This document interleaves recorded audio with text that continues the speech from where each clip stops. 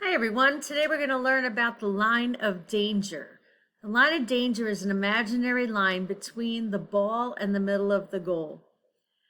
Teams that are on defense need to be very concerned about the line of danger. You need to know where it is and how to get on that line to make sure you can defend your goal. So in order to understand this, we're going to need a few things. So first of all, we're going to need a court or a field where we're going to play hockey. We're going to need a center line. We're going to need a face-off circle, and we're going to need 2 goals. Okay, so there's our floor hockey court.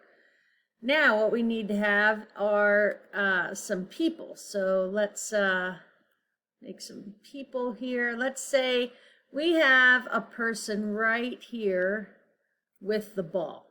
Okay, we'll make that person red. Okay, that person has the ball, and we need to have a defender who is going to try and get in the way of that person. And so they need to be on the line of danger. So that, like I said, the line of danger is an imaginary line between the player and the middle of the goal. So right here is the line of danger for this player. So a defender needs to set themselves up so that they are on that line of danger. Okay? That way, if the red player took a shot, it would have to pass through that person in order to score. Now, it's okay if that person is far out close to the player or way back by the goal, as long as you're on that line of danger. Now, it's even helpful to have 2 people on that line of danger. Okay, so maybe you have a teammate that is aware of the line of danger and gets on there. Okay, and now if a shot were taken from that spot, it would have to pass this person and this person before it got to the goal.